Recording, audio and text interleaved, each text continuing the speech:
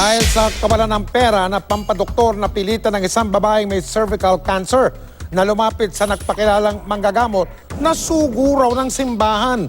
Pero ang umano'y sugong manggagamot ay naniningil ng malaking halaga. Yan ang inaksyonan ng sumbungan ng bayan.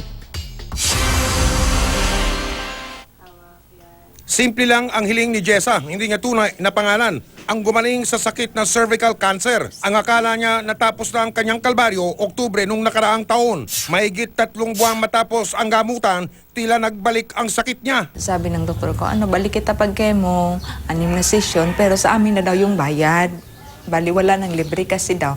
Yung unang avail ko ng package sa PhilHealth, tapos na daw yun. Wala na raw pera ang pamilya ni Jessa para sa chemotherapy. Nagpagamot na lang, tinitawag namin na gamot Bisaya.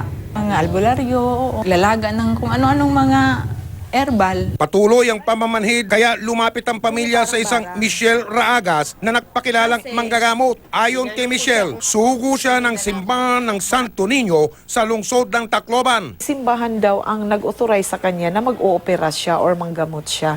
Sino ba namang hindi makapaniwala? Kami na walang pera, syempre, parang frustrated na kami. Desyembre nung nakaraang taon na magpagamot si Jessa sa bahay ni Michelle sa Tacloban. Hinarangan ako ng unan. Binaba niya tong leggings ko hanggang dito. Yung nafe-feel ko lang, yung talagang may gumanon lang. Pero di ko alam kung ano ba yun, koko or ano. Hindi inakala ng pamilya na magpapabayad si Michelle. Sinabi niya sa ate ko, pili daw kayo.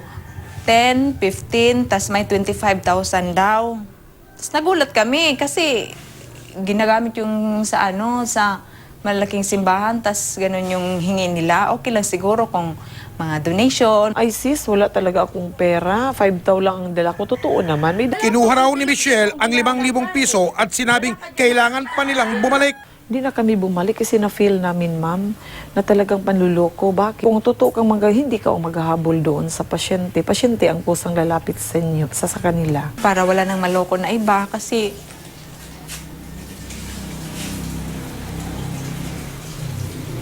tulad sa amin, mga may sakit pa yung binibiktima niya.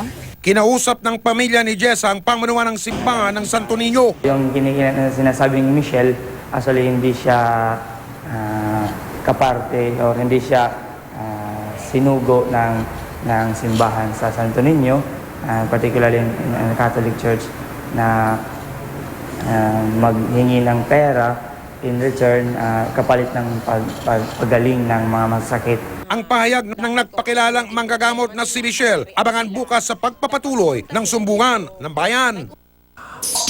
Kung may alam kayong katiwalian o reklamo, ipaalam ninyo sa sumbungan ng bayan. Sa mga tiwali dyan, sa mga kawatan at mga mapagsamantala, ito ang tandaan ninyo, hindi namin kayo tatantanan.